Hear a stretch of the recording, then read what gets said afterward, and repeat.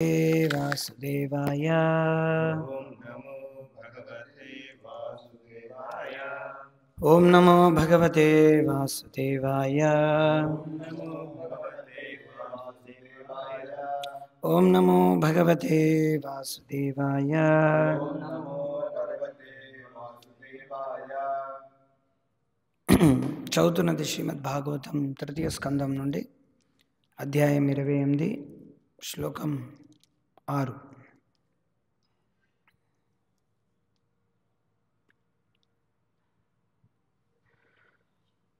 స్వదిష్ణ్యానాం ఏకదేశే మనసా ప్రాణ ధారణం వైకుంఠలీలా అభిధ్యానం సమాధానం తథా ఆత్మనః స్వధిష్ణ్యానామేకదేశే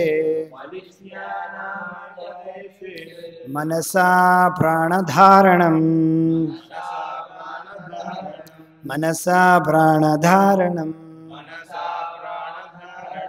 వైకుంఠలీలాభిధ్యానం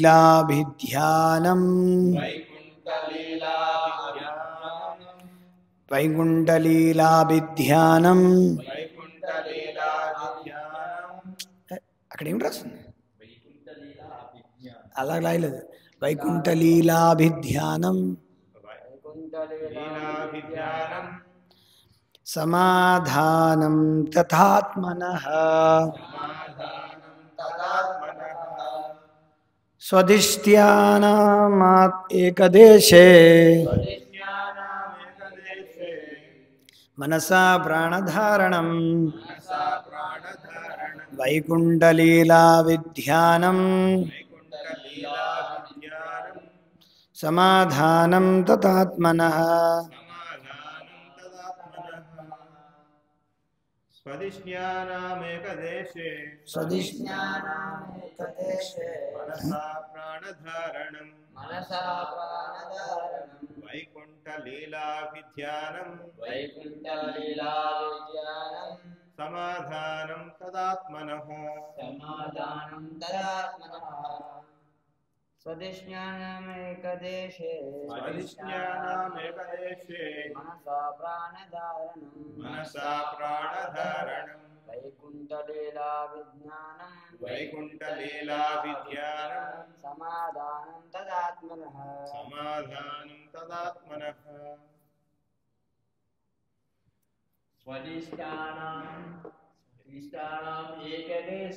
స్వదిష్ణ్యానామేకదేశే మనసా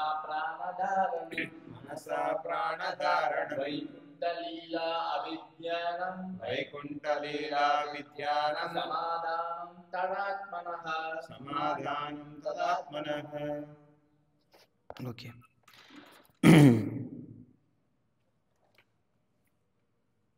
ప్రతిపదార్థం, భావం మరియు భాష్యం ఇచ్చింది కృష్ణకృపామూర్తి శ్రీ శ్రీమద్ అభయ చరణారవింద భక్తి వేదాంత స్వామి ప్రభుపాదుల వారు. ప్రతిపదార్థం స్వదిష్ణ్యానాం ప్రాణవాయువు చక్రములందు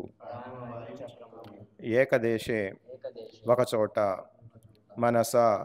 మనస్సును ప్రాణవాయువును ధారణం సంలగ్నం చేసి వైకుంఠలీల దేవదేవుని లీలలపై అభిధ్యానం కేంద్రీకరించుట, సమాధానం సమాధి, తథ అని ఆత్మనః మానసిక ప్రాణవాయువును మనస్సును దేహమందలి షట్చక్రములలో ఒకదానియందు నిలిపి ఆ విధముగా మనస్సును దేవదేవుని దివ్యలీలయందు సంలగ్నము చేయటమే మానసిక సమాధాన అని పిలువబడును. భాష్యము. దేహమునందు 6 ప్రాణవాయు చక్రములు కలవు. మొదటిది ఉదరమునకు క్రింద, రెండవది హృదయస్థానమున, మూడవది ఊపిరితిత్తుల స్థానమున, నాలుగవది తాలువునందు, ఐదవది భ్రుకుటియందు, పరమోత్కృష్టమగు ఆరవ చక్రము మస్తిష్కము పైన కలవు. యోగి తన మనస్సును ప్రాణవాయువును స్థిరము కావించి దేవదేవుని దివ్యలీలలను ధ్యానింపవలెను. నిరాకారము పైననో లేదా శూన్యము పైననో యోగి ధ్యానము చేయవలనని ఎన్నడూనూ పేర్కొనబడలేదు. అందుకు భిన్నముగా వైకుంఠలీల అని స్పష్టముగా తెలుపబడినది. లీల అనగా లీలలని భావము. లీల అనగా లీలలని భావము. పరతత్వమగు భగవానుడు దివ్య కర్మలను కలిగి ఉండనిచో ఆ లీలలను ధ్యానించే అవకాశం ఎట్లుండును? భక్తియోగ విధానముననే దేవదేవుని లీలల శ్రవణ కీర్తనములు యోగి ఆ ధ్యానమును సాధింపగలడు. శ్రీమద్భాగవతమునందు వివరింపబడినట్లు వివిధ భక్తులలో గల సంబంధముల అనుసరించియే శ్రీకృష్ణ భగవానుడు అవతరించుచు అంతర్ధానము చెందుచుండును. కురుక్షేత్ర రణము మరియు ప్రహ్లాద, ధ్రువ, అంబరీషాది భక్తుల చరితములలో పాటు అనేకమగు భగవల్లీలలు వేదవాంగ్మయమునందు కలవు. యోగి అట్టి కథా విషయములపై మనస్సును సంలగ్నము కావించి ఆ ఆలోచన ఎందే సర్వదా లీనమై ఉండవలెను. అప్పుడతడు సమాధి యందు ఉన్నట్టుగా, సమాధి అనునది కృత్రిమమగు దేహస్థితి కాదు. మనసు పూర్తిగా శ్రీకృష్ణుని గూర్చిన ఆలోచనల యందు సంలగ్నమై ఉన్నప్పుడు సాధింపబడి స్థితియే అది. హరే కృష్ణ.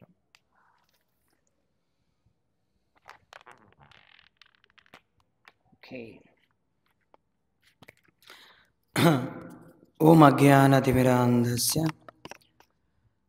జ్ఞానాంజనశలాఖయా చక్షురున్మిళితం येन తస్మై శ్రీగురవే నమః. నమో విష్ణుపాదాయ కృష్ణప్రేష్ఠాయ భూతలే శ్రీమతే భక్తివికాసస్వామినితి నామినే. నమో విష్ణుపాదాయ కృష్ణప్రేష్ఠాయ భూతలే శ్రీమతే భక్తివేదాంతస్వామినితి నామినే. నమస్తే సారస్వతి దేవే గౌరవాణి ప్రచారిణి నిర్విశేష శూన్యవాది పాశ్చాత్య దేశతారి. जय श्री कृष्ण चैतन्य प्रभु नित्यानंद श्री अद्वैत गदाधर श्रीवासादि गौरभक्त वृंद. हरे कृष्ण कृष्ण कृष्ण हरे हरे, हरे राम राम राम हरे हरे.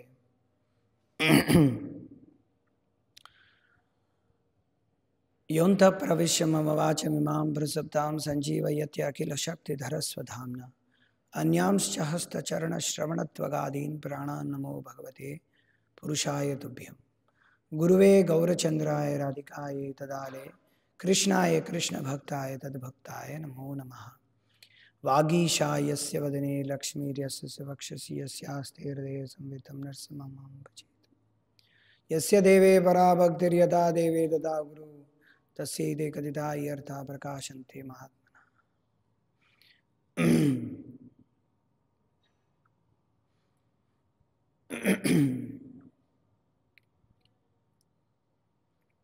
निज गुरु हरिवान्या कृष्ण चित्तो विचिंतो प्रवृत्ति पुत्र गेहादंद संसार कुप प्रभु भजन सुखाब्दो मज्जिन सांस विश्व पूजेत विकासो भक्ति पूर्वो इतेन्द्र.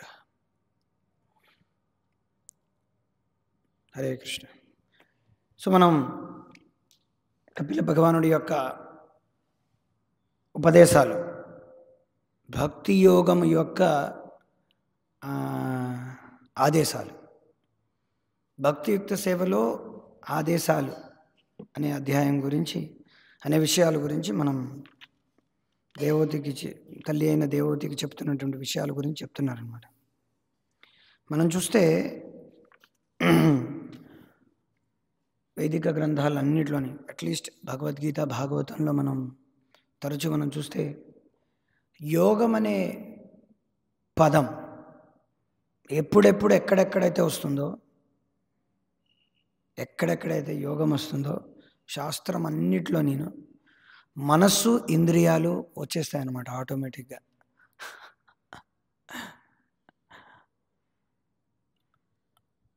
శరీరం, కానీ శరీరానికి ముందర వచ్చేది ఏమిటంటే మనస్సు ఇంద్రియాలు అన్నమాట. ఇక్కడ కూడా మనస్సు, దాని ముందర ఇంద్రియాల గురించి మాట్లాడారు. సో యోగం ఏమిటి? యోగం ఇంద్రియ సంయమ అన్నారన్నమాట. పతాంజలి యోగ సూత్రం ప్రకారంగా యోగం అనేది ఏంటంటే ఇంద్రియాలని సంయమంగా ఉంచుకోవడం, అంటే ఇంద్రియాలని అదుపులో పెట్టుకోవడం అన్నమాట, మనస్సుని అదుపులో పెట్టుకోవడం అన్నమాట. భగవంతుడి యొక్క లీలా గుణలు అనే వినడం అనేది, లేకపోతే సమాధిలోకి వెళ్ళడం అనేది ఏంటంటే చాలా 8వ అంగం అన్నమాట. దానికి ముందర 7 ఉన్నాయన్నమాట. యమ, నియమ, తర్వాత ఏంటి, ఆసన, ప్రాణాయామ, ప్రత్యాహార, ధారణ, సమాధి, 7 ఉన్నాయి. సో మనం చూసుకుంటే ఇక్కడ చెప్తున్నటువంటి విషయాలు మనకి అగోచరంగా ఉంటాయన్నమాట, కనీ విని ఎరగనటువంటివి అన్నమాట. అంటే మనం అంటాం కదా, ఎప్పుడు కనీ విని ఎరగలేదే ఇవన్నీ నేను అంటాను. కనడం అంటే ఏమిటి? చూడడం. వినడం అంటే ఏంటి? వినడం. సో కనడం అంటే చూడడం, వినడం. ఎక్కడ కనీ విని ఎరగలేదే ఈ రోజుల్లోనే. ఎలాగా? Fixing the vital air and the mind in the one of the 6 circles of the vital air circulation with in the body.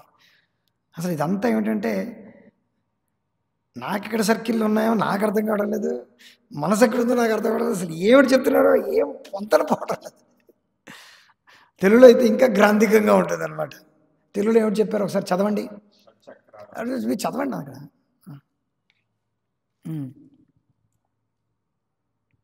అక్కడ ఉన్నది దాని ట్రాన్స్లేషన్. Just first line. దేహములందు 6 ప్రాణవాయు చక్రములు కలవంట.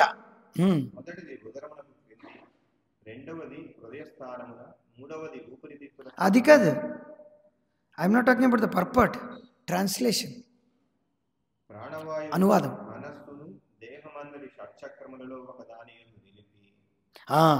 ప్రాణవాయువుని, మనస్సుని దేహమునందు 6 షట్చక్రాలు ఒకదాన్ని నిలపాలన్నమాట. ఎవడున్నాడయ్యా మొగాడిని తీసుకురండి, ఎవడే వాడు? సో చెప్పొచ్చేమాట ఏమిటంటే, మామూలుగా చాలా సందర్భాల్లో ప్రభుపాదుల వారు చాలా మట్టుగా ఎక్స్ప్లెయిన్ చేయడం చాలాసార్లు మనం చూస్తాం అన్నమాట. ఈ ప్రాణవాయుల్ని ఏ రకంగా పెట్టుకోవాలి, షట్చక్రాలను ఏ రకంగా పెట్టుకోవాలి. 6వ స్కందం మనం కావాలంటే ప్రభుపాద పర్పట్స్ నుంచి చదవచ్చు అనమాట. 6వ స్కందం 6వ అధ్యాయంలో ప్రభుపాదుల వారు చాలా వివరంగా రాశారు. ఇక్కడ కూడా రాశారు. మీరు కనుక చూసుకుంటే హిరణ్యకశ్యపుడు యొక్క తపస్సుని చూసుకుంటే, హిరణ్యకశ్యపుడు ఏమిటి చేశాడు? మొత్తం శరీరం అంతా నాశనం అయిపోయినా ఆయన యొక్క ఆత్మని 6 ఈ పంచప్రాణాల మధ్యలో ఉంచుకొని ఆయన యొక్క దీనిలో రిబ్స్ మధ్యలో ఉంచేసాడంట. రిబ్స్ అంటే ఈ ఎముక, అందుకే ఉదరం కాదు, దాన్ని ఏమంటారు? పంజరం, అస్థి పంజరం తలగా, దీన్ని ఏమంటారు? దీన్ని ఏమంటారు? ఈ రిబ్స్ దీనికి ఏదో పదం ఉంది. దీని మధ్యలో ఉంచేస్తాడు అనమాట. ఈ రిబ్స్ మధ్యలో ఆయన ఉంచేస్తాడు. రిబ్స్ అంటారు ఇంగ్లీష్. ఛాతీ అంటే ఇది. సో ఈ ఛాతీకి ఎముకలు ఉంటాయి కదా, అంటే మనం ఊపిరితిత్తులు ఎముకలు అనమాట, దాని మధ్యలో ఉంచేస్తాడు అనమాట. అంటే పూర్వకాలంలో ఏంటంటే అందరికీ ఈ అష్టాంగ యోగం ఎలా చేయాలి, భగవంతుడి యొక్క నామస్మరణ ఉండేది, నామం ఉండేది. కానీ వాళ్ళు ఏంటంటే ఎంతటి దిగ్ధంధులంటే వాళ్ళకి అంతటి సమయం కూడా ఉండేది, అంతటి బ్రహ్మచర్యం, అంతటి ధీరస్థితి మనస్సు, అంతటి ఇంద్రియాలపైన నిగ్రహం. ఈవెన్ రాక్షసులైనప్పటికీ, దేవతల సంగతి, ఈ మునులు ఋషులు సంగతి మాట దేవుడు ఎంత రాక్షసులైనా సరే, ఈవెన్ ధ్రువుడికి ఓం నమో భగవతే వాసుదేవ అని చెప్పక ముందరే ఆయన మొత్తం ఎలా ఉండాలనేది నారదుల వారు చెప్తారనమాట. చెప్పంగానే ఆయనకి ఆ మొత్తం అంతా అర్థమైపోయింది. శ్లోకాలు ఉంటాయి, మనకేమీ లేదు. అసలు ఇలా ఉండాలి, అలా ఉండాలి, నువ్వు ఇలా కూర్చోవాలి, ఇలా ధ్యానం చేయాలి, ఓం నమో భగవతే వాసుదేవ చెప్పు అని చెప్పి వెళ్ళిపోయాడు. అంతే, సమాధిలోకి ఉన్నాడు. దేవతలందరికీ ఆకారాలు వచ్చేసాయి అన్నమాట 6 నెలల్లోగా. మనకు అనిపిస్తుంది, ఏంట్రా ఏం చేస్తున్నావురా, మనకి జస్ట్ మామూలుగా ఒక దానిపైన జస్ట్ ధ్యానం ఉంచుకోవడానికి చాలా ఏమీ లేదనమాట. ఏం జస్ట్ జ్ఞాపకం ఉంచుకోవడానికి, మనకి ఒక నెంబర్ జ్ఞాపకం ఉంచుకోవడానికి మనకి ఎన్నో ఇది పడుతుందన్నమాట. దాన్ని 3 సార్లు 4 సార్లు చూడాలి, రాసుకోవాలి, ధ్యానం చేయాలి. బాబా ఒక నెంబర్, జస్ట్ ఒక నెంబర్, ఫోన్ నెంబర్ జ్ఞాపకం ఉంచుకోవడం, ఒక దారి ఒక్కసారి చూసిన తర్వాత మళ్ళీ వెళ్ళిపోండి అనేసరికలా మనకేం జ్ఞాపకం ఉండదు. మళ్ళీ ఫోన్ చేస్తాం, గూగుల్లో చూస్తాం, ఇంకొన్ని అడుగుతాం, బుర్ర కొక్కుంటుంటాం. మనకి ఒక స్పెల్లింగ్ రాదు, ఒక ఇది రాదు. కొంతమందికి జ్ఞాపకం ఉండొచ్చు. ఏంటిది న్యూమోనో అల్ట్రో సైనో కయోనోసిస్, చాలా పెద్ద ఇంగ్లీష్లో పెద్ద వర్డ్ ఏమిటంటే ఇదేనమాట. అంటే న్యూమోమోనో అల్ట్రో సైనో కయోనోసిస్, సిలికో కొనోయోసిస్ అలా ఏదో ఉందన్నమాట పదం. ఒక చిన్నపిల్లడు అనమాట వాడు. PSONUULTROIS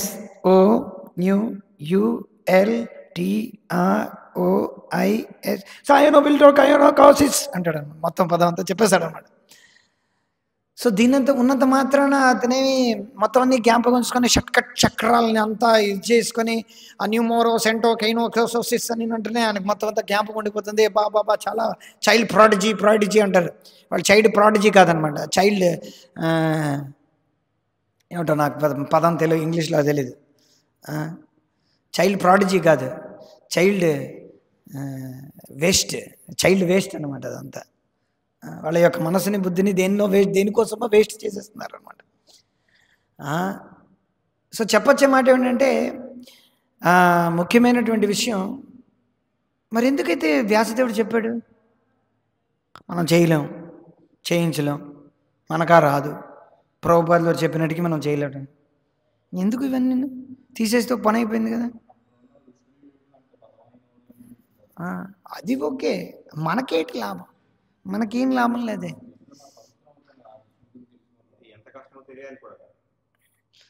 అది కరెక్టే. ఏమిటంటే ముఖ్య విషయం ఏమిటంటే అది మనకి ఇవన్నీ తెలిసి మన యొక్క స్థితి అర్థమవుతుందన్నమాట. అయ్యో బాబోయ్, మన వల్ల ఇది కాదు, మనం బతికేం, చైతన్య మహాప్రభు హరే కృష్ణ మంత్రం ఇచ్చారు రా బాబు. జస్ట్ హరే కృష్ణ మంత్రం చెప్పి వైకుంఠ లీలా భిధ్యానం, వైకుంఠ లీలల్ని అలా జ్ఞాపకం ఉంచుకుంటే సరిపోతుంది అనమాట, ఇంకేం లేదు. కృష్ణుడు ఎలా చేశాడు, ప్రభుపాదుల వారు అలా చేశారు. కృష్ణుడు ఇప్పుడు ఇలా వెళ్ళాడు. అష్టకాళీ లీలని ఈ రకంగా 9:30, 8:30 అయింది. కృష్ణుడు ఇప్పుడు మొత్తం ఆవులన్నీ తీసుకెళ్ళి అక్కడ ఉంటాడనమాట. 9 కృష్ణుడు అక్కడ. సో ఇలాగా మనం ఎప్పుడైతే, ఇది అంత ఈజీ కూడా కాదనమాట. సో మనం ఏంటంటే ఎన్నో విషయాలు మనం తెలుసుకోవచ్చు. ఫస్ట్ ఏంటంటే మన యొక్క స్థితి, దయనీయమైనటువంటి స్థితి మనకు తెలుస్తుందన్నమాట. ఎందుకంటే శరీర వ్యామోహమే మనకి అర్థం కావడం లేదు. మనం మనసు కాదన్న విషయమే అర్థం అవడానికి మనకి జన్మాంతరం సరిపోతుంది అనమాట. శరీరం కాదు, మనం ఆత్మ. మనకి భక్తులందరికీ ఇంత పుట్టలు వచ్చేసాయి అనమాట, పాట్ బెలీస్, ఇంతంత పెద్ద పెద్దవి, తొళ్ళంత పెద్దవి. మనం ఎక్కడ సమాధి చేయగలం, మన వల్ల కాదనమాట. సో మనం లేస్తే కూర్చోలేం, కూర్చుంటే లేవలేం. శారీరకమైనటువంటి సమస్యలు, మనస్సు వలన సమస్యలు. తర్వాత ఎప్పుడూ మబ్బుగా ఉంటుందన్నమాట, బుర్రలో మబ్బులో ఏం అర్థం కాదన్నమాట, ఒక రకంగా ఉంటుందన్నమాట. శాస్త్రంలో ఇవన్నీ చెప్పారనమాట. సో కలియుగంలో ఉండేది ప్రాయేణ అల్పాయుష సభ్య కళావస్మిన్ యుగే జనా. కలియుగంలో ఉండేటువంటి జనులు ఏమిటి, ప్రాయమైనటువంటి అల్పులు అన్నమాట. ప్రాయంగా అంటే చాలామంది, ప్రాయేణ అంటే చాలామంది, 99% ఆఫ్ ద కలియుగ పీపుల్ అంటే ప్రాయేణ ప్రాయణ అంటే దాదాపుగా అనమాట. ప్రాయేణ అల్పాయుష. అల్పాయుష అంటే ప్రాయేణ అల్పాయుష సభ్య. ఓకే, మీరు అడిగారు కాబట్టి చూసి పారేద్దాం, చూద్దాం ఇంతకీ ప్రాయేణ అంటే ఏమిటని. ఓకే, శ్రీమద్ భాగవతం ఎన్నో శ్లోకమో తెలుసా? అది 4వ శ్లోకం, 5వ శ్లోకము, మొదటి అధ్యాయంలో మొదటి 6వ అధ్యాయం. జస్ట్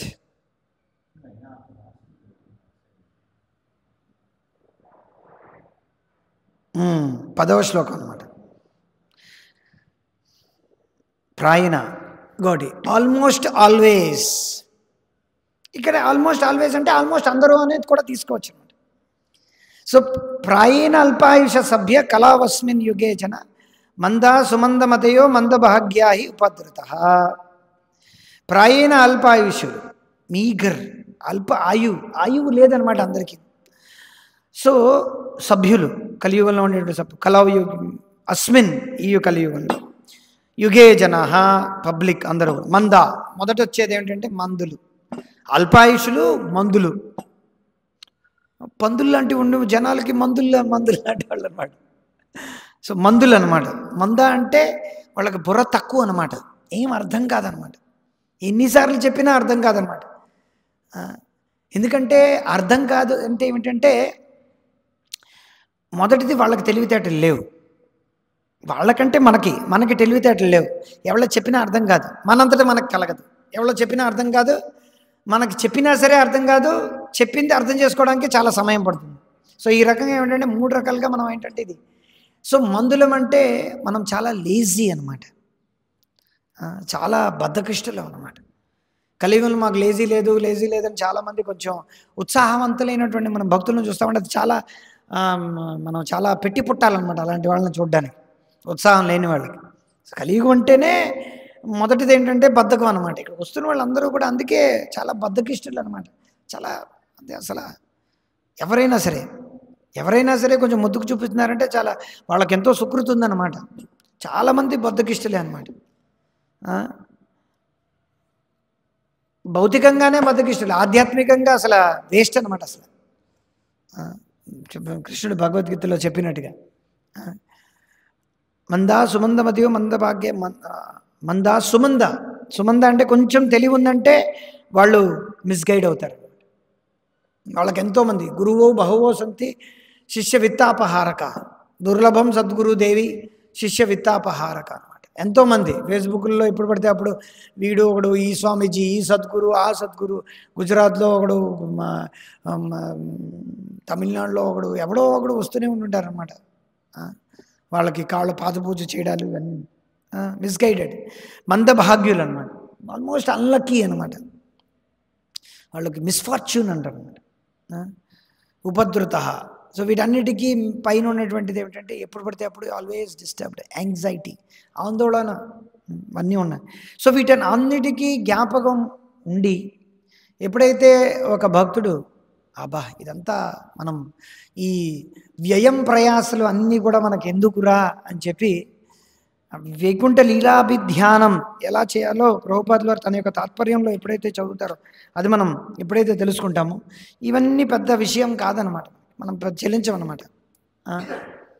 ఏమిటిది కృష్ణుడు కూడా భగవద్గీతలో చాలా చోట్ల ఈ విషయాన్నిటి గురించి చెప్పిన తర్వాత దీనివల్ల నాకు చాలా కష్టం. చంచలం హి మన కృష్ణ ప్రమాదీ బలభద్రుడం. మనసు ఏంటంటే చాలా వాయువు అనమాట. వాయువుతో ఎందుకు పోల్చారు? వాయువు ఒక చోట ఉండదన్నమాట, ఇలా తిరుగుతూనే ఉంటుంటుంది.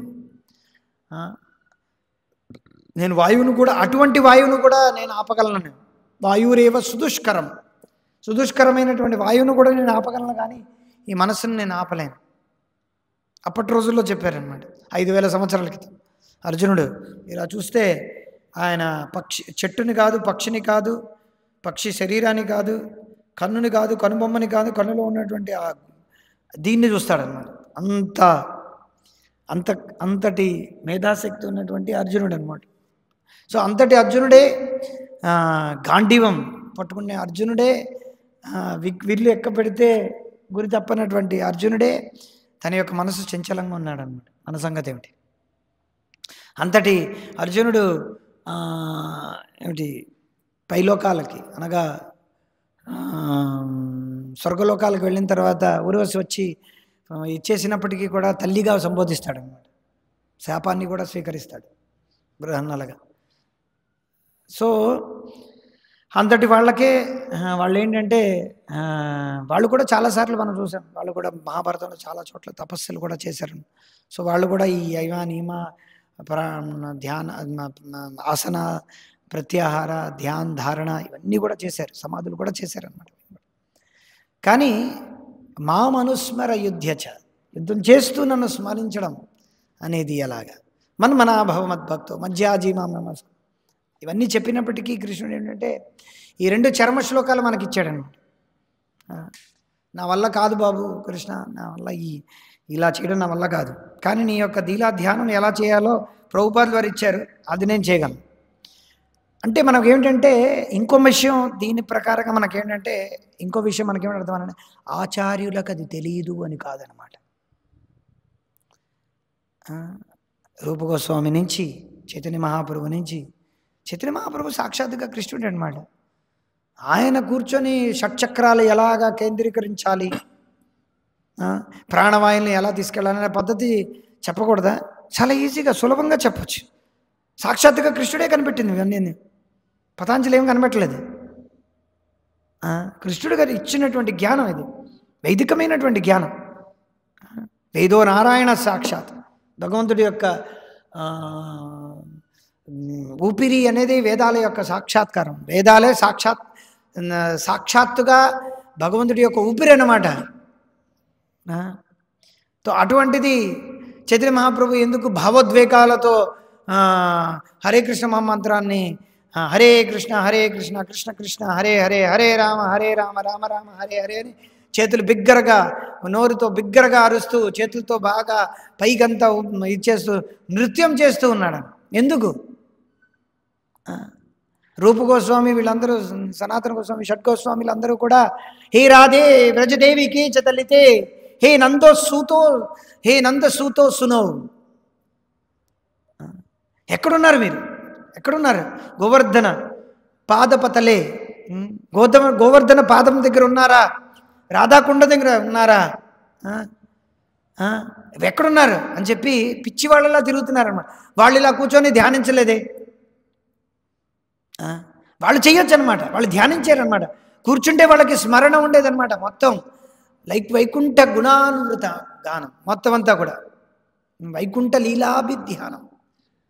మనం కూడా ఒక పిక్చర్, మనం కనుక కృష్ణ బలరామ మందిరం వెళితే ప్రభుపాదుల వారి పైన రూపగోస్వామి సనాతన గోస్వామి ఇద్దరు ఇటుపక్క నిచ్చుపక్క చెరుపక్క కూర్చున్నప్పుడు ఆ ఒక పిక్చర్ ఉంటుందన్నమాట. నాకు ఆ పిక్చర్ అంటే చాలా ఇష్టం అనమాట. కదంబ వృక్షం కింద వాళ్ళు కూర్చొని భగవంతుడి యొక్క లీల పైన ధ్యానం చేస్తూ రాస్తున్నారనమాట. లైవ్ చూస్తున్నారు వాళ్ళు, ఇలా చూస్తూ రాసేస్తున్నారనమాట.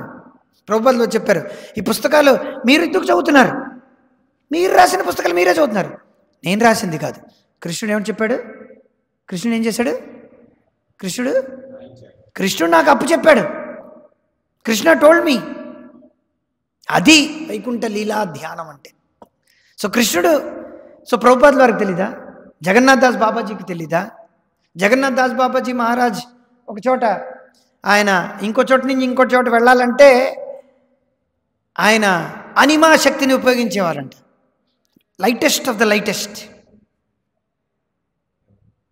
జగన్నాథ్ దాస్ బాబాజీ మహారాజ్. వాళ్ళ శిష్యుడు ఇంకోటి దగ్గర నుంచి ఇంకో దగ్గర తీసుకెళ్లాలంటే అనిమా శక్తిని ఉపయోగించి ఆయన యొక్క శరీరాన్ని బాగా లైట్గా చేసుకున్నాడు. ఆ శరీరాన్ని అలా తీసుకొచ్చి బుట్టలో పెట్టుకు ఆ బుట్టలు తీసుకెళ్ళి అలాగా ఆయన వెళ్ళేవారు అనమాట. శ్రీ చైతన్య మహాప్రభు యొక్క లీలాస్థానం, జన్మస్థానం ఇది అని నిరూపించడానికి జగన్నాథ్ దాస్ బాబాజీని తీసుకొచ్చి భక్తి వినోద్ ఠాకూర్ల వారు ప్రమాణం చూపిస్తారనమాట. ఇదా కాదా మీరు ఇక్కడ ధృవీకరించాలి.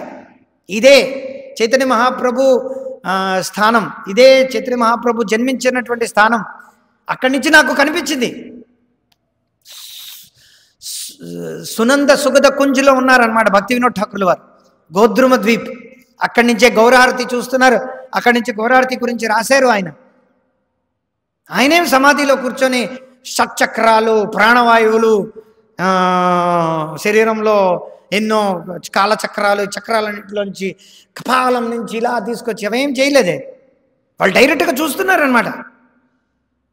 మనం చూస్తాం ఆయన యొక్క శరీరం కూడా భౌతికవాదుల యొక్క మామూలుగా శరీరం చూస్తే కొంచెం పొట్ట పెద్దగా ఉండి కొంచెం బలిష్టంగా ఉండేటువంటి శరీరం. పాత ఫోటోలు, బ్లాక్ అండ్ వైట్ ఫోటోలు చూసినప్పటికీ ఆయన కొంచెం ప్రతిష్టంగా. కానీ శుద్ధ భక్తులు శరీరం కాదనమాట ఆయన. ఆయన మొత్తం చైతన్య మహాప్రభుని నేరుగా చూస్తేవారనమాట. మాయాపూర్ నవదీప్లో ఏంటంటే చెప్తారనమాట. ఏమని చెప్తారు?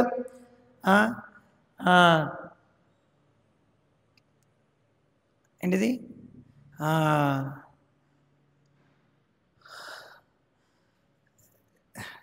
जे कोई गौरांग लीला कोरे कोनो कोनो భాగ్యవానే देखी बारे पाए. ఏమంటారంటే ఎవరైతే భాగ్యవంతులైనటువంటి వ్యక్తులు ఉన్నారో వాళ్ళు చైతన్య మహాప్రభు చైతన్య నిత్య లీలా ఈ రూపే చైతన్యర నిత్య లీలా నిత్య లీలా जे कोई శ్లోకం మర్చిపోయాను, మొన్నటి వరకు క్యాంప్ ఉండేది చూసారా. कोनो कोनो భాగ్యవానే देखी बारे पाए. కొన్ని భాగ్యమైన వ్యక్తులే చూడగలరు అన్నమాట. సో భక్తి వినోద్ ఠాకూర్ల వారు ఆ రకంగా చూసేవారు అనమాట. అక్కడి నుంచి ప్రకాశం వచ్చేది ఆ యోగపీఠ నుంచి. నేను ఇప్పుడు అదే అనుకుంటున్నా, ఎప్పుడు మాయాపూర్ వెళ్ళినా సరే ఆ రకంగా ఎలాగరా ఇదంతా ఎలాగ తీసుకొచ్చారు బయటికి భక్తి వినోద్ ఠాకూర్ వారు. సో అక్కడండి సమాధిలో ఉన్నారనమాట వాళ్ళు. వాళ్ళు ఎప్పుడూ కూడా వైకుంఠ లీలాధ్యానం, చైతన్య మహాప్రభు యొక్క లీలాధ్యానం, కృష్ణుడి యొక్క లీలల్లో. యాక్చువల్గా చెప్పాలంటే భక్తి వినోద్ ఠాకూర్ల వారు చైతన్య మహాప్రభు యొక్క లీలల్లో ఎక్కువ ధ్యానించేవారు అన్నమాట కృష్ణుడు కన్నా. ఆయన ఎప్పుడు కూడా ఒక్కసారి కూడా బృందావనం సందర్శించలేదన్నమాట. మన ఆచార్యుల్లో కొంతమంది ఉన్నారు, వాళ్ళు ఎప్పుడూ కూడా బృందావనం సందర్శించలేదు, కానీ వాళ్ళు ఎప్పుడూ మనసులో బృందావనం ఎప్పుడూ ఉందన్నమాట. ఎవరెవరో తెలుసా? భక్తి వినోద్ ఠాకూర్ల వారు, హరిదాస్ ఠాకూర్ల వారు, నామాచార్య హరిదాస్ ఠాకూర్, వాళ్ళు ఎప్పుడూ కూడా ఆయన ఎప్పుడూ కూడా బృందావనం సందర్శించలేదన్నమాట. కానీ ఎప్పుడూ కూడా చైతన్య మహాప్రభు సాక్షాత్తుగా జగన్నాథుడే చైతన్య మహాప్రభు, ఆయన జగన్నాథుడి యొక్క ప్రసాదాన్ని ఆయనే స్వయంగా తీసుకొచ్చేవారు ఆయన కోసం. ఇంకెవరు? రసికానంద, ఆయన ఎప్పుడూ కూడా బృందావనం ఎప్పుడు వెళ్ళలేదన్నమాట. ఆయన ఎప్పుడూ కూడా ఎందుకు ఆ రెమునావే గుప్త బృందావనం యాక్చువల్గా, చాలామందికి తెలియదు, అందుకే అక్కడే ఉండిపోయారు అనమాట ఆయన. అది గుప్త బృందావనం. మాధవేంద్రపురి అందుకే అక్కడ ఉన్నారనమాట. సో చెప్పొచ్చే మాట ఏమిటంటే, ఇలా భక్తి వినోద్ ఠాకూర్ల వారు చూసిన తర్వాత అది ధృవీకరించడానికి జగన్నాథ్ దాస్ బాబాజీని తీసుకొచ్చిన తర్వాత జగన్నాథ్ దాస్ బాబాజీ అక్కడ తులసివనం అంతా చూసి ఆ బుట్టల్లోంచి బయటకు వచ్చి గౌరహరి గౌరహరి గౌరహరి అని ఆయన నృత్యం చేశారన్నమాట. సో అది ధ్యానం అంటే. సో మనం ఎక్కడ మన ఆచార్యులు ఎవ్వరూ కూడా ఈవెన్ చైతన్య మహాప్రభు యొక్క అనుయాయులం కాబట్టి చాలామందికి అర్థం కాదనమాట. కొంతమంది చైతన్య కెమెరా ఇక్కడ పెట్టి భగవద్గీత ప్రభుపాద వారు ఇక్కడ పెట్టి అందులో ఉన్న తప్పులన్నింటినీ చూపిస్తారనమాట. వీడియోలు ఉన్నాయి, కొంతమంది హిందీ వాళ్ళు చేశారు, తెలుగువాడు కూడా ఒకడు తయారయ్యాడు, సనాతన ట్రావెలర్ అంట, ఆవిడ పిచ్చోడు. ప్రభుపాదుల వారు ఇలా చూపించి, మీ ప్రభుపాదుల వారు ప్రభుపాద అంట, ఈయనంట గౌడి వైష్ణవ ఆచార్యులంట, కృష్ణుడు శివుడు అంట, ఇది కాదంట అని చెప్పి ఆయన వీడియోలు చేస్తాడు. వీడియోలు చేయడం వల్ల ఏం లేదు. అఫ్కోర్స్ ప్రభుపాదుల వారి యొక్క పుస్తకం పట్టుకున్న వీడియోలు చేసినప్పుడు నీకు ఆ మాత్రం సుకృతి వస్తుందన్నమాట. దమ్ముంటే మా దగ్గరికి రా, డైరెక్ట్గా మాట్లాడు. ఎవడో భక్తులు ఎవరో వాళ్ళకి పాపం అంటే ఓ కడ రాదనమాట.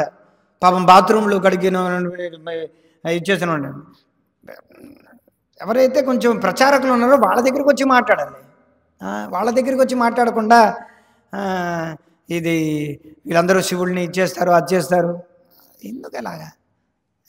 ఎక్కడ ప్రభుపాదుల వారి యొక్క దిది వలన ఎంతోమంది పాశ్చాత్య దేశాలకు వెళ్ళి షట్చక్రాల గురించి, క్రియాయోగా అని చెప్పి, రాజయోగా అని చెప్పి, ఎవడో పరమాంస మూఢానంద అంట, పరమహంస యోగానంద మూఢానంద, బిక్రమ్ యోగి. బిక్రమ్ యోగి చాలా ఫేమస్, బిక్రమ్ యోగా బయట కంట్రీస్లో. మహర్షి యోగి, ఇలా ఎంతోమంది బయట కంట్రీస్కి వెళ్ళారనమాట. వెళ్ళి ఓషో, రజనీష్ ఎంతోమంది బయటికి వెళ్ళారనమాట. వాళ్ళందరూ షట్క చక్రాలని, ప్రాణవాయుల్ని ఏవో నానా కూతలు కూశారనమాట. వివేకానంద కూడా వెళ్ళాడని చెప్తున్నారు. కానీ ప్రభుపాదుల వారు చేసినట్టుగా ఎవరు చేయలేరు. వైకుంఠ లీలాభిధ్యానం ఎలా చేయాలని చక్రాల గురించి ప్రభుపాదుల వారు చెప్పలేదు. ప్రాణవాయువులు ఎలా కని మనస్సుని సవై మన కృష్ణ పదార విందయోహో, అదనమాట. మౌన్ అతి మంద ఏమిటి చెప్పారు, ఏమిటది? భజోరే భజోరే అమార్ మౌన్ అతి మంద అని చెప్పి చెప్తున్నారనమాట. పొద్దున్నే ఏం చేయాలి, పొద్దున్నే ఏం చేయాలనేది ఆ శ్లోకం మొత్తం పాట అంతా ఉందన్నమాట. భజోరే భజోరే అమార్ మౌన్ అతి మంద భజన్ వినా గతి నాయరే, అలా అని చెప్పి మొత్తం ఆచార్యుల యొక్క పదాలన్నీ ఉంటాయన్నమాట. శ్రీనివాస, హరిదాస అని చెప్పి మొత్తం ఆచార్యుల యొక్క పేర్లు, అందరి పేర్లు ఉంటాయి. వీళ్ళందరినీ జ్ఞాపకం తెచ్చుకో పొద్దున్నే అని చెప్పి చెప్తారనమాట. అది మనస్సు అంటే. సో ఇక్కడ ప్రభుపాదుల వారు అనే యొక్క తాత్పర్యంలో రాస్తున్నారట, 6 రకాలైనటువంటి చక్రాలు ఉన్నాయి, షట్చక్రాలు ఉన్నాయి.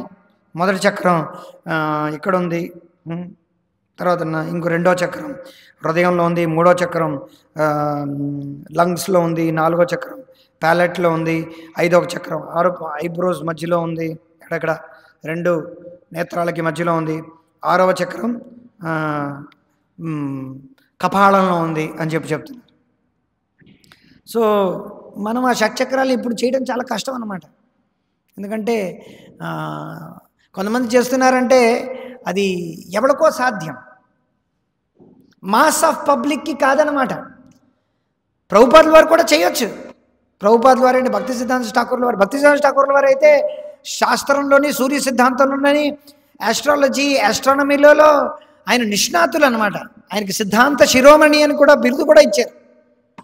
సూర్య సిద్ధాంతం యొక్క టీకా తాత్పర్యం రాశారు. ఆయనకు రాకపోవడం ఏమిటి, చక్రాలు ఏమిటి, మొత్తం అంతా చేసి ఎక్కడికైనా వెళ్ళిపోతారు.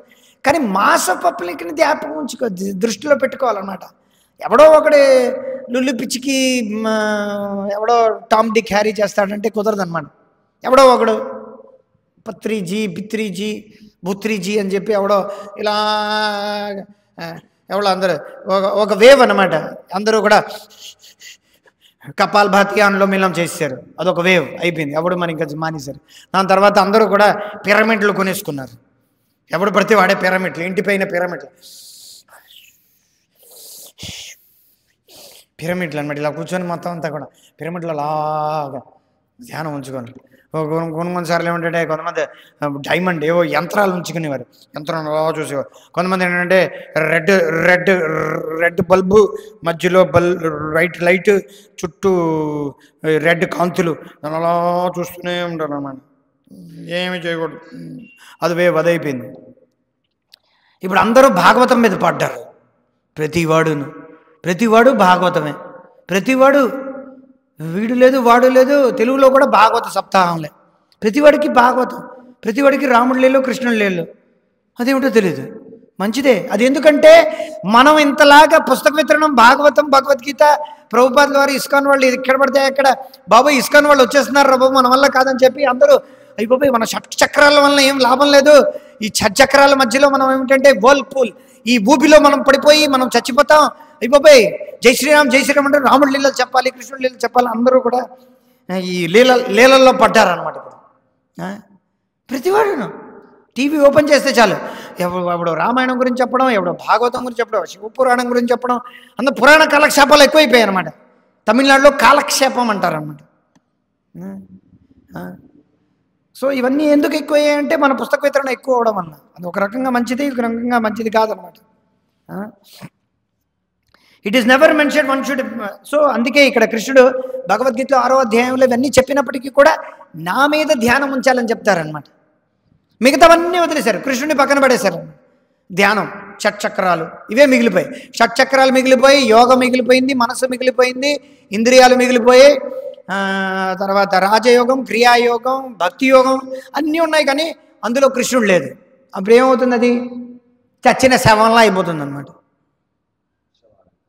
భక్తి యోగమైనా సరే, శృతి స్మృతి పురాణాది, ఈవెన్ భక్తి యోగం కూడా, భక్తి యోగమైనా, రాజయోగమైన, క్రియాయోగమైన, కర్మయోగమైన, ధ్యాన యోగమైన, లేకపోతే ఏ విధమైనటువంటి అష్టాంగం ఏదైనా సరే, అక్కడ సాక్షాత్గా కృష్ణుడు లేకపోతే అదంతా కూడా శవపీఠక మీద ఏమిటంటే మరమరాలు ఎడికినట్టుగా, కాసులు ఎడుకున్నట్టుగా. భగవద్భక్తి ఈనస్య జాతుస్నామ తపస్క్రియ. అందుకే అన్నాడు జాతుస్నామ తపస్క్రియ. ఏదైనా అవ్వచ్చు అనమాట, క్రియ ఏదైనా అవ్వచ్చు, తపస్సు అవ్వచ్చు, క్రియ అవ్వచ్చు, ఏదైనా అవ్వచ్చు అనమాట, నామజపమే అవ్వచ్చు అనమాట. కానీ అక్కడ భగవద్భక్తి లేదనమాట, భగవంతుడికి భక్తి లేదనమాట. అందరూ భగవద్గీత చదువుతున్నారు, కర్మణ్యేవాధికారస్తే, అదే కర్మఫలం. నువ్వు కర్మ చేయి, రిజల్ట్ అంటే ప్రతిఫలాన్ని ఆశించవద్దు. ప్రతిఫలం ఆశించవద్దా, మాకు ఇచ్చేయి, నువ్వెందుకు అనుభవిస్తున్నావు? అలా కాదండి, మేము ఆశించడం లేదంటే శుభ్రంగా కక్క మొక్క ముద్ద మొక్క అన్నీ తింటున్నాం. మళ్ళీ పక్కన ఏమిటంటే కర్మణ్యేవాధికారస్తే అంటున్నాం. ఇది కాదు భగవద్గీత చెప్పింది. ఇంకొంతమంది ఏమంటారు, భగవద్గీత అంతా కూడా క్రియాయోగం. చూడండి విడ్డూరం, ఐరానిక్ ఏంటంటే ప్రతివాడు యోగం చేసినవాడు ప్రతివాడు భగవద్గీత శ్లోకాలన్నీ చెప్తాడనమాట. కాకపోతే కృష్ణుని తీసేస్తారు. శృతి స్మృతి పురాణాది పాంచరాత్రికి విధిం విన ఐకాంతికి హరేర్ భక్తి ఉత్పాత ఏవ కల్పతి. అక్కడ కృష్ణుడు లేదే ఏ విధమైన శృతి స్మృతి పురాణాది పాంచరాత్రికి విధ. ఒక పక్క భక్తి యోగం అంటూ కృష్ణుడిని లెక్క చేయకుండా ఉండడం, ఒక పక్క కృష్ణుడిని లెక్క చేస్తూ కృష్ణుడే దైవత్వం, కృష్ణుడే సర్వస్వం అంటూ శృతి స్మృతి వేదాలు మానేయడం, ఈ రెండు నాశనానికి దారితీస్తాయి అన్నమాట. మనం జ్ఞాపకం ఉంచుకోవాలి. ఒక పక్కన భక్తి యోగం, క్రియాయోగం, కర్మయోగం, ధ్యానయోగం, యోగం, ఆత్మ, ఈ పదాలందరూ కూడా భక్తి ఛానల్, ఎస్పీబీసీ ఛానల్ అన్నిట్లోని గంట పెంటేరాలు వేసుకొని, నామాలు పెట్టుకొని, పెద్ద పెద్ద విభూతులు వేసుకొని, పెద్ద పెద్ద నామాలు పెట్టుకొని, ఈగళ్ళ చొక్కా వేసుకొని ఇక్కడికి వచ్చి కృష్ణుడికి, భగవంతుడికి మీరందరూ కూడా పచ్చిపాలు మాత్రమే నైవేద్యం పెట్టాలి సుమా అని చెప్పి ప్రవచనం ఇస్తారన్నమాట. వీడు మాత్రం కాఫీలో మాత్రం మంచిగా డికాషన్ వేసుకొని వేడిగా కాఫీ తాగుతాడు. భగవంతుడికి మాత్రం పచ్చిపాలే పెడతాడు. అపచారం అండి, అపచారం. గోవు పాలు తీసుకొచ్చి వాటిని మరగబెట్టడం పెడతాడా? అలా పెట్టకూడదు. పచ్చిపాలని భగవంతుడు నైవేద్యం పెట్టాలి. మంచిగాను పెట్టి నువ్వు మాత్రం ఆ పచ్చిపాలను తీసుకొని మంచి కాఫీ డికాషన్ వేసుకొని, ఫిల్టర్ కాఫీకి ఇంచుమించు సరిపడాలి వేసుకొని మంచిగా ఊలాడుకుంటూ ఇన్స్టెంట్గా తాగుతుంటావు. భగవంతుడికి మాత్రం నువ్వు పచ్చివన్నీ పెట్టేసి నువ్వు మాత్రం పచ్చ పరమాణాలన్నీ నువ్వు బాగా తింటావు. ఏమిటండి ఇది? ఈ ఎస్వీబీసీ, గుస్వీబీసీ, భక్తి ఛానల్, ఈ ఛానల్, ఆ ఛానల్లో వస్తున్న వాళ్ళందరూ కూడా అలాగే ఉంటారనమాట. చెప్తుంది మళ్ళీ శాస్త్రం నుంచి. కాకపోతే కృష్ణుడు అక్కడ లేడు. భగవద్గీతలో శ్లోకాలు ఉన్నాయన్నమాట. 6వ అధ్యాయంలో నా పైన ధ్యానం ఉంచండి, నువ్వు వెన్నీ వేసుకోండి, కానీ నా పైన ధ్యానం ఉంచండి, నా పైన నన్ను స్మరించండి, ఈ మనసును నా పైన లగ్నం ఉంచండి. శ్లోకాలు కోట్ చేయాలంటే వరుస కోట్ చేయొచ్చు, శ్లోక క్లాస్ అయిపోతుంది అన్నమాట ఇక్కడ. సో కానీ కృష్ణుని వదిలేసి మిగతావన్నీ చెప్పడం అనేది అనర్థాలకి, మొత్తం విపత్తులకు, సొసైటీలో ఎన్నో సమస్యలకు దారితీస్తుంది. ఇంకో పక్కన కృష్ణుడిని ఆరాధించేవాళ్ళు, కృష్ణుడినే కులదైవం అనుకునే వాళ్ళు శాస్త్రం గీస్త్రం ఏం అక్కర్లేదు అన్నమాట. వాళ్ళకి నచ్చినట్టే చేయడమేనమాట. కృష్ణుడు అంటే మాకు ఇష్టం అండి అంటారు. మళ్ళీ శాస్త్రం ఏం అవసరం లేదు. శృతి స్మృతి పురాణ విధి వినా. సో ఈ రెండు తగ్గదన్నమాట. సో అందుకే మనం ఇస్కాన్లో ఏంటంటే రెండూ చేస్తాం. ఇటు పక్కన కృష్ణుడిని ఆరాధిస్తాం, ఇటు పక్క శాస్త్రాన్ని నమ్ముతాం. ఎందుకంటే శాస్త్రం ప్రమాణం అనమాట. సో మనకు ప్రభుపాదుల వారి ప్రమాణం ఎందుకంటే శాస్త్రం ప్రమాణం కాబట్టి. ప్రభుపాదుల వారి శాస్త్రం అవును కరెక్టే, కాకపోతే ప్రభుపాదుల వారి శాస్త్రాన్ని ఫాలో అవుతారు కాబట్టి మనకి శాస్త్రం ఇంపార్టెంట్ అనమాట. మనకు ప్రభుపాదుల వారు ఇంపార్టెంట్ అనమాట. ప్రభుపాదుల వారి దగ్గరికి ఒకసారి అదే జరిగింది. పురుషోత్తం అనే ఒక ప్రభుపాదుల వారి యొక్క శిష్యుడు, ఈ మూన్ ల్యాండింగ్ ఇదేమీ లేదు, ఇదంతా ప్రభుపాదుల వారు చెప్పారు. మూన్ ల్యాండింగ్ అవన్నీ చేయలేరు వాళ్ళు. టీవీలో చూపిస్తున్నారు. అతను టీవీ ఎదురుకుండా ప్రభుపాదుల వారికి పెట్టారు. See Prabhupad, they are landing in the moon, they are going into moon. వాళ్ళు వెళ్ళారు, చంద్రమండలానికి వెళ్ళారు. ఇంత ప్రభుపాద్ శాస్త్రం ప్రకారం అయితే వాళ్ళు వెళ్ళలేరు అని చెప్తుంటే ఆ భక్తుడు విశ్వసించకుండా వెళ్ళిపోయాడు అనమాట. వెళ్ళిపోయిన తర్వాత ప్రభుపాదులు ఎవరు ఏమంటే, నన్ను నమ్మలేదు సరే, శాస్త్రాన్ని ఎందుకు విశ్వసించలేదు? శాస్త్రంలో చెప్పబడి ఉంది, ఆదివారము సోమవారం చెప్పబడి ఉందన్నమాట క్లియర్గా. సో ఇలాగే ఎన్నో రకాలుగా చెప్పుకుంటే ఎన్నో రకాలు ఉన్నాయి. సో ఇక్కడ ఏంటంటే, సో మనం ధ్యానం ఉంచాలంటే మనం నిరాకారమైనటువంటి, ఈ రోజుల్లో ధ్యానం అంటే ఏమీ లేకుండా నిర్వికల్పం అన్నమాట. నిరాశ నిస్పృహలు లేకుండా మనసును అలాగే కూర్చోబెట్టుకుని గొరక తీయడమే అనమాట. అంటే శుభ్రంగా వాడు మనసా వాచా కర్మణ శుభ్రంగా గొరక పెట్టి నిద్ర తీశాడు అనుకోండి, వాడు సమాధి పొందినట్టే లెక్క అనమాట. కలియుగంలో అంతే. ఏమాత్రమైనా గొరక తీసి శుభ్రంగా ప్రశాంతమైనటువంటి వాతావరణంలో నిద్రపోయాడంటే వాడంతటి మహానుభావుడు మహనీయుడు ఈ లోకంలో ఎవరూ లేడనమాట. వాడికి సుఖము శాంతి అన్నీ వర్ధిల్లుతాయి అన్నమాట. ఇప్పుడు వస్తారు అందరూ, ఏమిటండి ఎందుకు వచ్చారు? కొంచెం పీసు, కొంచెం ఏం పీస్, ఇక్కడ పీస్ లేదు. ఓ ఆ పీసా, ఓకే పీస్, ఓకే పీస్ అనమాట. పీస్ క్వైట్ అంతా చాలా బాగుందండి, ప్రశాంతంగా. మరి ఇక్కడే ఉండిపోవచ్చు కదండి, ఇక్కడ పోనీ ఇక్కడే ఉంటే ఇప్పుడు ఇక్కడలాగే వాతావరణం మీ ఇంట్లో తయారు చేసుకోండి. అలా కాదనమాట. ఈకో విలేజెస్కి వెళ్తారనమాట. ఈకో విలేజెస్, రెసార్ట్ మొత్తం అంటే ఎక్కడో బాంబేలోని, ఢిల్లీలోని, గుర్గావ్లోని, నోయిడాలోని బాగా ఇలా సాఫ్ట్వేర్ అన్నీ డిటాక్స్ రీహాబ్ సెంటర్కి వెళ్ళాలి. ఆస్ట్రియా డిటాక్స్ తెలుసా? Detox, it's called as detox centres, detox retreat centre అంటారు. ఆస్ట్రియాలో ఏంటంటే నో మొబైల్, నథింగ్. అక్కడికి వెళ్తారు ప్రశాంతంగా. వుడ్స్, ఇన్ ద వుడ్స్ అంటే మంచి పచ్చల పొలాల్లో. వుడ్స్ అంటే ఇంకేం లేదు, మధ్య పెద్ద పెద్ద చెట్లు ఉంటాయి, మధ్యలోకి వెళ్ళిపోయి ఒక టెంట్ వేసుకుని శుభ్రంగా ఏమీ లేకుండా శుభ్రంగా ఇంటర్నెట్ ఆన్ చేసుకుంటూ శుభ్రంగా చూసుకోవడం అనమాట. లేకపోతే అలా కూర్చొని ఫిషింగ్ చేయడం, అని ఫిషింగ్ చేస్తూ ఆ చేపని ఇలా కోసి శుభ్రంగా అలా చేసి గెంతడం అనమాట నీటిలో. ఇదనమాట. కక్క ముక్కలు లేనిది ఉండలేరు అనమాట ఎక్కడికి వెళ్ళినా సరే. సో పాయింట్ ఏంటంటే ఇది కాదనమాట.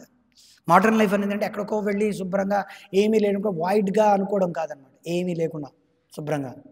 అందుకే మన వాళ్ళు కూడా మీరు ఫోకస్ ఒక రెసిలెన్స్, ఇన్నర్ కామ్నెస్, ఈ పదాలన్నీ చాలా బాగుంటాయి. ఎవరి కోసం? Focus, resilience, for what? ఈ పదాలన్నీ దేనికోసం? Focus for what? Focus for Krishna. Resilience for what? Resilience for Krishna. కృష్ణుడు లేకుండా ఇవన్నీ కూడా పదాలన్నీ కూడా ఉట్టి ఆర్భాటపు ఏమిటంటారు, వాడు గాలి వస్తుంది కదా చూసారా బ్లాక్ స్మిత్ దగ్గర. అంటే బ్లాక్ స్మిత్ అంటే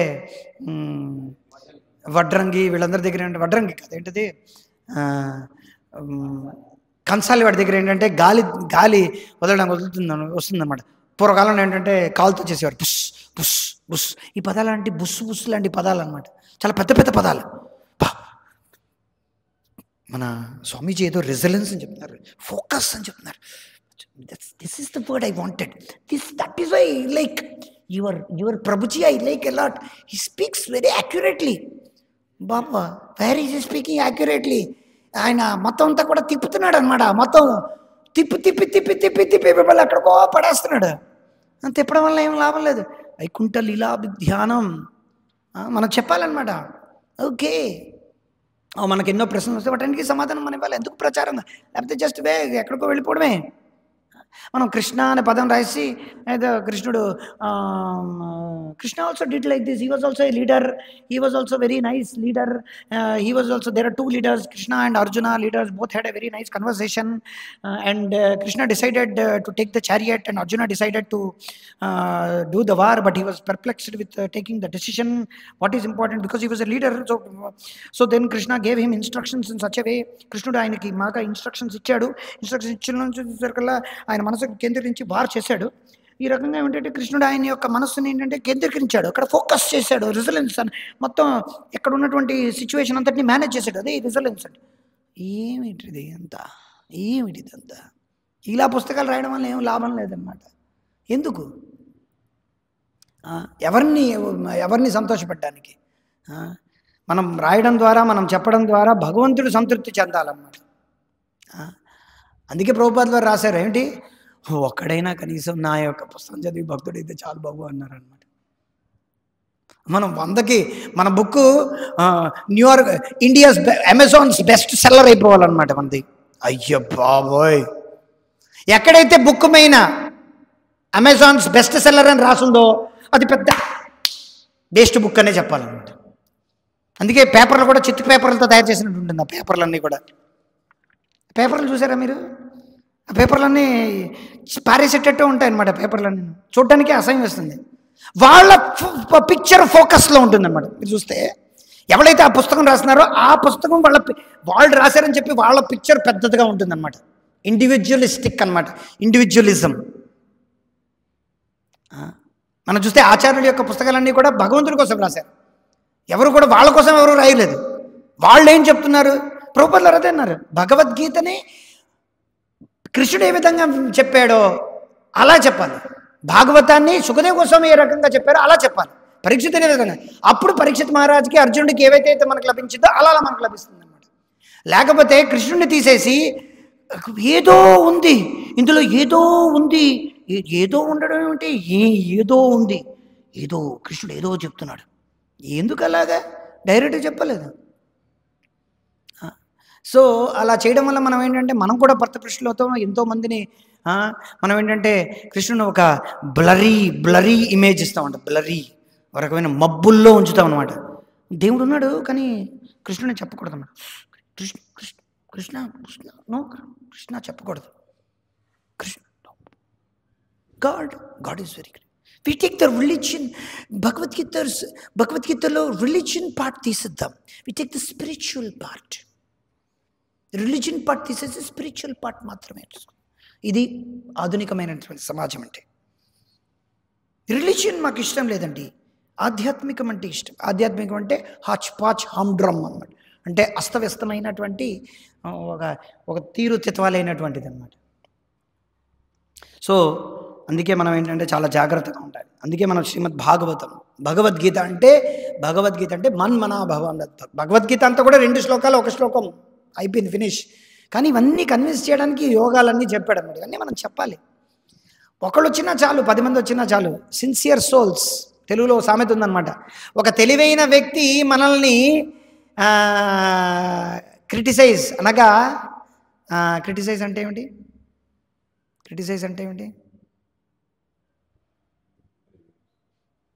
మనల్ని క్రిటిసైజ్ అంటే మనల్ని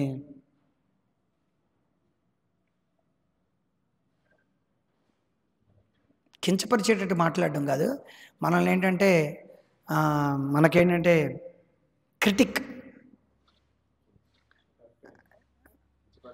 కించపరచడం కాదు. కించపరచడం వేరు, క్రిటిసిజం వేరు. క్రిటిక్ అంటే ఒక తెలివైన వ్యక్తి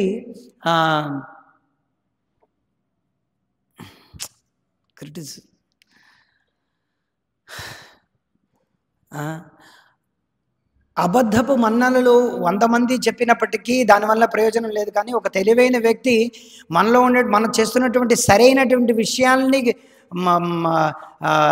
వేలెత్తి చూపించడం వల్ల దానికి ఎంతో మేలుందంట. 100 మంది తెలివి తక్కువ వాళ్ళు మనల్ని చూసి పొగిడే బదులు ఒక్క వ్యక్తి మనల్ని చూసి మన యొక్క చేస్తున్నటువంటి సరైన పనులను చూసి మనల్ని వేలెత్తి మీరు ఎందుకు ఇలా చేస్తున్నారని, మీరేంటి ఇలా చేస్తున్నారని చెప్పి మనకి వేలెత్తి చూపడం అనేది ఏంటంటే మనకు చాలా గొప్ప విషయం అన్నమాట. ఇది మనం చేయాల్సిందన్నమాట. ఎందుకు తెలివి తక్కువ దద్దమ్మల యొక్క 100 మంది యొక్క మన్నలు మనకు ఎందుకు కావాలి? ఒక్క తెలివైన వ్యక్తి, అయ్యో బాబు మీరేంటి కృష్ణ భక్తులా, నాకు కృష్ణుడు అంటే ఇష్టం, అలా చెప్పినవాడు చాలా తెలివైన వాడు అనమాట. ఒక భక్తి ఎందుకన్నాడు అనమాట నాతోని, సార్ మీరు భగవద్గీత యాజ్ ఇట్ ఈజ్ అని రాశారు, అంటే మిగతా భగవద్గీతలు అంటే యాజ్ ఇట్ ఈజ్ ఇంటా, అవన్నీ భగవద్గీతలు కావా అని అడిగాడు. నేను అన్నాను అనమాట ఆయనతో ఇమ్మీడియట్గా, మీరు చాలా తెలివైన వాళ్ళు అన్నాను అనమాట. అదనమాట మనకు కావాల్సింది. ఇక్కడ అంబరీష్ మహారాజ్, ధ్రువ మహారాజ్, ప్రహ్లాద్ మహారాజ్ వాళ్ళ యొక్క జీవిత గాథలన్నీ చెప్తున్నారనమాట. ప్రహ్లాద్ మహారాజ్, ధ్రువ మహారాజ్ వీళ్ళందరూ కూడా సాష్టాంగ యోగంలో చాలా నిష్ణాతులే. కానీ వాళ్ళ గురించి వాటి గురించి చాలా తక్కువ ఉంది. భగవంతుడిని ఎలా స్మరించారు, భగవంతుడిని ఎలాగ వాళ్ళు కేంద్రీకరించారు. ప్రహ్లాదుడేమో స్మరణకి చిహ్నం, ధ్రువుడేమో భగవంతుడిని గురించి ఎలా పొందాలి దానికి చిహ్నం. ధ్రువ అంటేనే అర్థం ఏమిటంటే డిటర్మినేషన్, అంటే ఏమిటి ఏమిటిది స్థైర్యం, ఆత్మ వినిగ్రహ, అదనమాట. ఉత్సాహాత్ ధైర్యాత్ తత్తత్ కర్మ ధైర్యం అనమాట. అంబరీష్ మహారాజ్ మొత్తం నవవిధ భక్తి మొత్తం అన్నీ చేసేటువంటి పురుషోత్తముడు అనమాట. ఇంకా చెప్పాలంటే ఆయన మూర్తిభించినటువంటి రూపం అనమాట నవవిధ భక్తి చేయడం. మొత్తం అన్ని ఇంద్రియాలు భగవంతుడి యొక్క సేవలో ఎలా ఉపయోగించాలనేది అంబరీష్ మహారాజ్ చెప్పారు. So one need only concentrate his mind on one such narration and become always absorbed in his thought. ఈ విధంగా ఎప్పుడైతే ఉంటారో ప్రహ్లాదుడు లాగా, ధ్రువుడు లాగా, అంబరీషుడు లాగా, ఇప్పుడు కూడా ప్రభుపాదుల వారు మనకు నేర్పించారు. ఈ ఆధునిక ఒక లీలామృతంలో ఒక అధ్యాయం ఉందన్నమాట. దాని పేరేమిటి? జెట్ ఏజ్ పరివ్రాజకాచార్య. చదివారా? జెట్ ఏజ్ అంటే ఆధునికమైనటువంటి సమాజంలో ఆధునిక పరివ్రజకాచార్యుడు. అత్యాధునిక జెట్ ఏజ్ అంటే అత్యాధునికమైనటువంటి జెట్ విమానాలు నడిపేటువంటి యుగంలో పరివ్రజకాచార్యుడు అనమాట ప్రభుపాదుల వారు. ఆయన మనకు నేర్పించారు ఏ విధంగా రాత్రనక పగలనక భగవంతుడి గురించి ఉండాలి. ఆయన మా అయితే పడుకుంది ఒక గంటన్నర, 24 గంటలు ఆయన పగలు రాత్రి, పొద్దున్నే మార్నింగ్ వాక్, తర్వాత మొత్తం అంతా కూడా రోజంతా కూడా భక్తులతోనే ఉండేవారు ఎప్పుడు కూడా. సో ఆ రకంగా ప్రభుపాదుల వారికి మనకి ఇలా సమాధిలో ఉండాలనేది మనకు చెప్పారనమాట ప్రభుపాదుల వారు. సమాధి అంటే ఏమిటంటే ఏమిటిది? యస్మిన్ గురునాపి విచాల్యతే అంటే ఏమిటంటే ఏ విధమైనటువంటి పెద్ద విపత్తు వచ్చినప్పటికీ గురువునాపి విచాల్యతే, ఏ విధమైనటువంటి విపత్తు వచ్చినప్పటికీ మనం దానిలో ఏ విధమైనటువంటి డిస్టర్బెన్స్ అనేది ఉండదన్నమాట. అది యం లబ్ధ్వా చాపరాం లాభం మన్యతే నాదికం తత యస్మిన్ స్థితో దుఃఖేన విచాల్యతి, యస్మిన్ స్థితే నా దుఃఖేన విచాల్యతి. ఎస్, యం లబ్ధ్వా చాపరం లాభం మన్యతే నాదికం తత. అది దొరికిన తర్వాత ఏది దొరికితే దానికన్నా అధికంగా ఏది దొరకదో అది సుఖం. అంటే యం లబ్ధ్వా చాపరం లాభం మన్యతే నాదికం తత యస్మిన్ స్థితే, ఆ విధంగా స్థితంలో ఉండే నువ్వు గురునే అపి విచాల్యతే, పెద్దమైనటువంటి దుఃఖం. గురువు అంటే అక్కడ హెవీ అనమాట, చాలా బరువు అయినటువంటి దుఃఖం వచ్చినప్పటికీ విచాల్యతి, విచారణ ఉండదన్నమాట. అది ప్రభుపాదుల వారు నేర్పించారు. ప్రభుపాదుల వారి సమయంలో కూడా ఎన్నెన్నో సమస్యలు వచ్చాయి. ధీరం, అప్పుడు అది నిజమైనటువంటి సమాధి అన్నమాట. సో మనం మనకు నేర్పించడానికే ప్రభుపాదుల వారు వాళ్ళ యొక్క భక్తులు, ఆయన యొక్క శిష్యులు అందరూ కూడా ఉన్నారు. సో మనం ఈ శ్లోకంలో కొన్ని విషయాలు నేర్చుకున్నాం. దాని తర్వాత మనసు గురించే ఉన్నాయన్నమాట. మనస్సు తర్వాత ఇక్కడ ఊపిరితిత్తుల్లో ఎలాగా భగవంతుడిని ఎలా కేంద్రీకరించాలి, ఎలా మనం శుద్ధీకరణ చెందాలి, అన్ని గురించి. సో మనం తదుపరి తరగతుల్లో మనం విందాం. హరే కృష్ణ కృష్ణ కృష్ణ హరే హరే, హరే రామ రామ రామ హరే హరే. శ్రీమద్ భాగవతం की जय, श्रील प्रभुपाद की जय. वांछाकल्पतरुभ्यश्च कृपा सिन्धुभ्यो च पतितानां पावनेभ्यो वैष्णवेभ्यो नमो नमः.